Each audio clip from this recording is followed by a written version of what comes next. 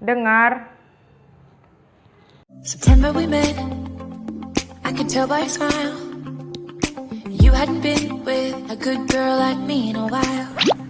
Assalamualaikum warahmatullahi wabarakatuh. Welcome back to my YouTube channel, Adibas Channel. Halo guys. Ayo, udah minggu keberapa nih kalian di rumah aja? Atau udah ada keluar? Kemanapun kalian pergi, ada urusan penting gitu kan? Jangan lupa to wear a mask whenever you go. Dan jangan lupa buat sebisa mungkin menghindari kerumunan. Kalau misalnya nggak bisa menghindari ya at least you wear a mask. Karena sampai sekarang juga kasus corona di Indonesia masih tinggi dan yang berusaha kita tekan itu adalah angka kematiannya ya guys. Jadi mohon buat kita semua untuk bersama-sama bahu-membahu bersama pemerintah dan tenaga medis.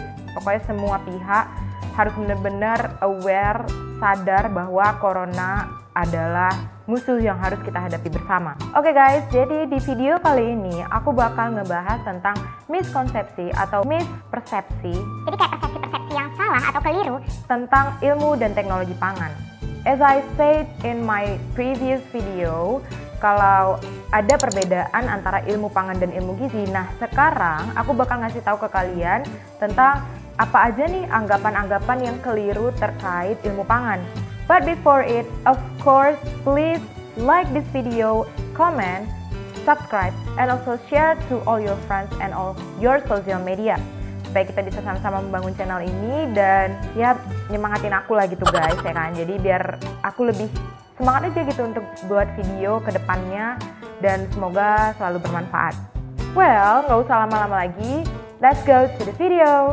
Yang pertama, kalau kalian pernah dengar akronim atau singkatan dari teknologi pangan itu adalah TEKPAN. Nah, karena TEKPAN, banyak banget yang ngira atau mikir bahwa TEKPAN itu atau teknologi pangan itu ada kaitannya dengan teknik, mentang-mentang tek gitu ya. Jadi itu gak salah guys. Jadi teknologi pangan itu bukan bagian dari teknik. Jadi dia itu bagian dari pertanian atau berdiri sendiri. Itu miskonsepsi atau mispersepsi yang pertama guys. Jadi jangan lagi kalau misalnya kalian dengar kayak ada singkatan di mana gitu kan TEKPAN atau seminar TEKPAN kayak gitu. Jangan pikir itu teknik, tapi teknologi pangan. Yang kedua, kayak di video aku yang sebelumnya, teknologi pangan itu sering banget dikaitkan atau disama-samain sama ilmu gizi. Padahal mereka itu jurusan yang berbeda gitu. Yang dibahas aja juga beda. Kalau teknologi pangan itu bahasnya tentang pengolahan, pemrosesan, pengemasan, dan lain sebagainya. Kalau ilmu gizi itu lebih ke apa pengaruh atau keterkaitan dari makanan atau pangan terhadap tubuh suatu individu kayak gitu. Itu miskonsepsi yang kedua. Jadi ilmu pangan tidak sama dengan ilmu gizi. Yang ketiga, nah ini nih miskonsepsi atau mispersepsi atau kesalahan persepsi yang harus banget dilurusin. Ilmu dan teknologi pangan atau teknologi pangan itu sering banget dikira masak-masak doang. Ya ampun, kalau kalian masuk ya ke ilmu dan teknologi pangan ya, ini aku agak sedikit emosi, berapi-api. Kenapa? Karena kayak, ya Allah, kita tuh belajar nggak hanya masak-masak doang kayak gitu. Dan masak-masak doang itu juga nggak bisa dibilang doang, karena masak itu juga suatu hal yang sulit. But I will tell you that ilmu pangan bukan sekedar masak. Kita mempelajari kalau kita masaknya dengan pengolahan seperti ini, katakanlah pemanasan, kita harus pakai suhu berapa, terus berapa lama, terus wadahnya apa yang digunakan, terus apa aja yang bisa ditambahin ke dalam pangan itu, apa yang nggak boleh ditambahin, terus apa pengaruhnya terhadap mutu sensori. Sensori itu kalau kalian nggak tahu adalah suatu mutu yang mengindikasikan terkait panca indera manusia. Jadi kayak rasa, aroma, warna, tekstur, dan penampakan atau penampilan umum. Kita juga menguji terkait dengan mutu kimianya, mutu fisiknya. Jadi it's not only about cooking. Jadi itu nggak cuma sekedar masak guys. Kita tuh belajar banyak banget. Ya Allah, aku tuh dari semester 1 belajar kimia.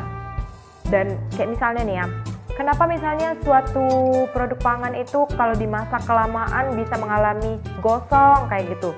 Atau kenapa misalnya telur itu kalau dimasak kok bisa memadat teksturnya, kok bisa dia jadi keras, padahal kan dia cair awalnya, kayak ya kental gitu kan. Kenapa dia bisa jadi padat? Terus kenapa juga bisa terjadi susu basi? Kenapa? Ada proses kimia di dalamnya. Terus kenapa misalnya kandungan lemak produk A lebih tinggi daripada produk yang B kayak gitu, padahal mereka sama-sama satu jenis kayak gitu. Ya itu juga ada unsur-unsur kimia, fisiknya, dan ya itu yang kita pelajari guys. Jadi bukan sekedar masak-masak.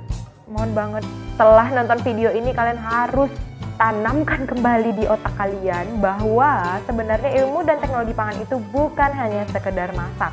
Maaf banget guys, aku berapi-api karena ya banyak banget soalnya yang bilang kayak gitu. Kayak aku dulu kan pernah ditanyakan, jurusan apa Diba? Kayak gitu kan. Terus aku jawab ilmu dan teknologi pangan. Terus dia bilang apa guys? Oh, yang kerjanya masak-masak itu ya? Aduh gimana sih? Kalau ngomong tuh coba dipikir dulu dan dicari tahu dulu sebenarnya ilmu teknologi pangan itu apa. Oke, supaya nggak usah susah mikir ya, aku kasih tahu di video ini kalau ilmu dan teknologi pangan itu belajar tentang pemrosesan, pengolahan suatu produk pangan sampai ke konsumen. Udah ya, jangan lagi bilang kalau ITP itu cuma masak-masak. Ayo anak ITP, mana suaranya kita berkumpul di sini dan meluruskan persepsi orang-orang. Oke, yang terakhir nih guys. Jadi video kali ini tuh singkat aja, nggak usah panjang-panjang. Karena ini kayak cuman mau berkeluh kesah dan mencoba meluruskan sebenarnya ilmu dan teknologi pangan itu banyak banget loh orang yang mispersepsi kayak gitu. Jadi di sini aku mencoba meluruskan. Oke, yang terakhir adalah banyak banget nih yang mikir bahwa ilmu dan teknologi pangan itu hanya sekedar atau karirnya itu bakal mentok di QC atau quality control. Jadi kayak nggak bisa naik-naik gitu loh, bakal susah gitu untuk naik. Ya Allah guys, pekerjaan itu, rezeki itu udah ada yang ngatur. Jadi nggak usah mikirin terlalu jauh lah tentang hal ini. Lagian ya, kalau mau dilihat-lihat, banyak banget loh anak teknologi pangan yang nantinya atau ternyata dia itu jadi manajer suatu perusahaan. Bisa juga dia jadi kayak ahli pemegang resep gitu loh guys. Jadi kayak dia yang mematokkan resepnya itu seperti apa. Karena kan di restoran-restoran ternama itu harus ada resep tertentu supaya memudahkan para kokinya itu masak dan sesuai yang diharapkan hasilnya kayak gitu. Nah itu bisa banget dari anak teknologi pangan. Selain itu kayak aku bilang juga bisa jadi dosen, bisa jadi konsultan pangan, dan ya itu pengusaha atau bisnis kayak gitu guys.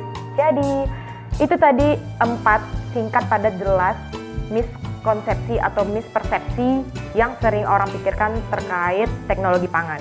Semoga bisa membantu kalian dan mengubah persepsi kalian tentang anak pangan. Makasih banget udah nonton video aku sampai akhir. Last but not least, please like, comment, subscribe, and also share this video to all your friends and also on all your social media. Makasih banget guys. So have a nice day and see you. Assalamualaikum warahmatullahi wabarakatuh.